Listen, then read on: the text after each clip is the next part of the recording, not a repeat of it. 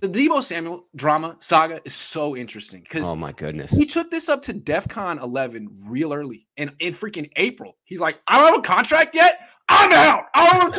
Don't call me. It's over. And then he talks to reporters. He makes a big drama out of it. Well, God love him. He wanted his money. The Niners are like, respectfully, no, we're not going to trade you unless we get a king's ransom. Draft came by. No king's ransom was offered. The Niners don't trade him. All of a sudden, Deebo Samuel refollows the Niners on Instagram. Like, you know what? Psych. Just kidding. Why do you think Deebo Samuel suddenly seems to have softened his stance on this trade? I do have to say that his softening of his stance leads me to believe that there was a bit of showmanship going on to the original stance. I have to take that viewpoint because otherwise it's a complete 180, right? I mean, that just seems like too big of a reversal. And so my estimation is Deebo understood the leverage he had with social media, what he could, the pressure he could apply to the organization. And he did just that, Grant. I mean, we lost our minds. We collectively freaked the F out, right? And that worked in Deebo's favor. It got the 49ers organization moving. The Niners, though? No. They chilled. No. They were like, this is going to work its way. And let's just let's let him chill out. They did not freak out. And good organizations, strong organizations can do that. If you're the Browns, if you're another organization that has struggled for a long period of time, if you're the Jacksonville Jaguars, you can't do that. You can't take the high position, the high ground, and just, stand your ground. You have to capitulate a little bit to the pressure of the outside sources. I think the San Francisco 49ers did what I would have wanted to do in that situation. They were respectful to Deebo. The outside voice that they put out was definitely, hey, we understand that Deebo is upset. We're going to work with Deebo. We want him in this building, but they didn't go ahead and trade him for less than what they felt his value was. I think Deebo softened his stance because he had a big time realization that he overvalued his own market. Ooh. I mean, I think he thought that if he did this before the draft, teams would be lining up to trade for him. But what we learned is that only 2 teams offered a first-round pick. Right. The Jets, who aren't good, and offered the 10th pick, but also wanted the Niners' 61st pick back, which means that he's not worth as much as he would think. And then the freaking Lions, who offered the 32nd pick and a 3rd-round pick, which is, I mean, less than what A.J. Brown went for, right? A.J. Brown went for pick 18 and a 3rd-round pick. So all of a sudden, it's a very sober awakening.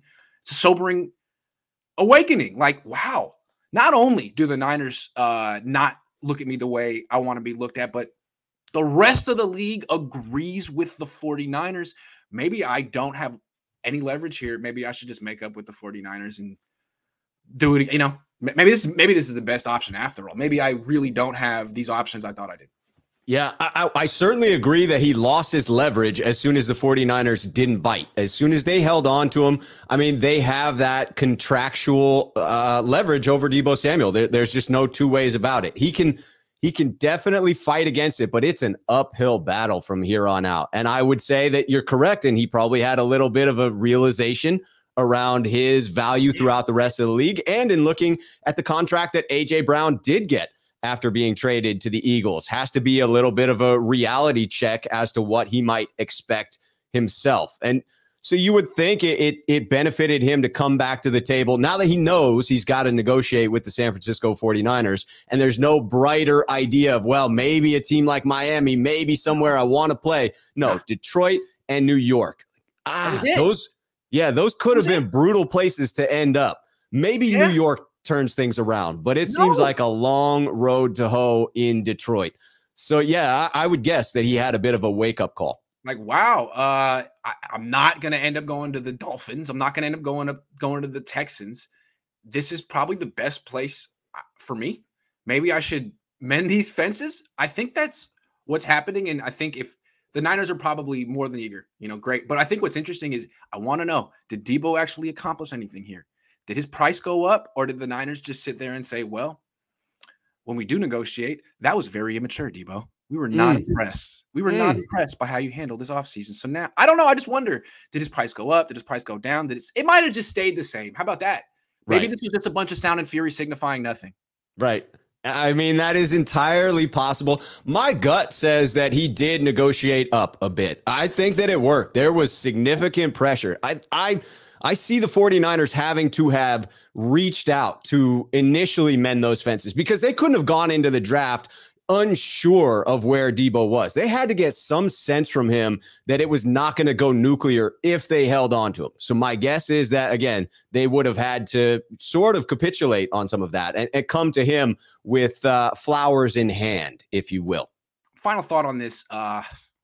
We don't know that it's over. We don't know what Deebo Samuel's thinking. It just seems like he's soft in his trade stance because all of a sudden he's following the Niners again. But who knows? He could unfollow him tomorrow. He seems to have everyone on the edge of their seat and likes it. So we'll see where this goes. We shall see if there's a happy ending. But so far, it looks like he's kind of backing down. It's a volatile situation, Grant. Volatile. Thank you, Gut Mob Dasani, for becoming a new member. We definitely needed a gut mob in the crew.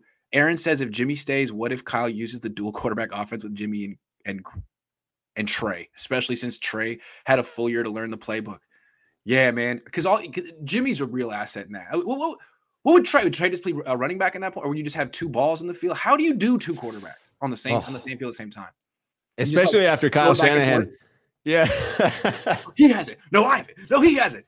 I like that. Psych. I like that. I don't know. Yeah, I mean, especially with Kyle Shanahan saying he struggled with the two quarterback system. It doesn't seem like have two guys line up under center and then like you don't know which guy got the ball. Can you do that? Is that allowed? I wonder. Matthew Sanders says not only did Deebo lose leverage versus Parag, he's lost a big percentage of the fan base support as well. That is true. He would have been better speaking softly plus big stick. Yeah, I'm curious. Did he actually accomplish anything? That'll be interesting to see. Because he's acting like someone who thinks he didn't. He's acting like someone who's like, you know what? I better change my tone. What I noticed as well, though, is a lot of fans change their tune as well. You know, I mean, I'm not just going to put this all on Deebo for the 180. There were a lot of haters who were like, well, get Deebo out of here. Forget him. I don't need him anyways on my team if he doesn't want to play here. And now he's back there like, welcome back, Deebo. Yes. They're like, Deebo. Oh, this is the best day ever. Yeah. Yep. So, stay consistent with the energy. Bit off topic, but what's your opinion on Antonio Brown calling out Kaepernick, calling him a scrub in his play on the field and grifting in the streets with social justice, not helping in the hood? I mean, I don't really think it's really our place to talk about it. It's kind of black people talking about black people, and I'm white and Rob's white. So I don't know. I just think it's kind of interesting in that context. I think a lot of black people are mad at Antonio Brown being like, why are you taking this stance? Because you're only making certain white people happy. But I don't really look at Antonio Brown as a guy who's trying to curry favor with the white community. I just feel like this is a difference of opinion among black people. I don't really know. I thought it was interesting, though. I mean, at the same time, Antonio Brown, like, man, it's hard to listen to him talk and think that he actually knows what he's talking about anything, dude. But anyway, he doesn't come across as super, thoughtful. Antonio Brown. Would be my only thought on it, is that Antonio Brown is just a bit all over the place in recent years. And, I hope he gets some help because it seems like he's got some mental issues over these past few years. I mean, it didn't, when he was talking about Kaepernick, it didn't seem like he put a whole lot of thought in it. His whole attitude was his whole message was basically fuck Kaepernick. Like, okay. And then stuff he said, some of it might have had a point. Other parts were like, wait a second. So yeah, I mean, it's, I guess. I just kind of interested that Antonio Brown would just have that visceral reaction. Like, why? Yeah. No, that's strange. Yeah. But Michael Thomas, Saints guy, was like, oh, he's not wrong though.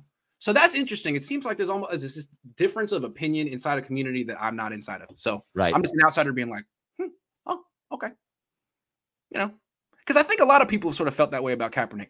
Is he really, how authentic is he? He came to this late. Where was he earlier? You know what I'm saying? So, but at the same time, I don't know Kaepernick like that. And anyway, I had nothing to add to that. I'm sorry. Antonio Brown. That guy, I can't believe he's still doing podcasts. Is this the best offseason to cover the Niners? Last year's was good. Last year's was pretty good. This one's might be better.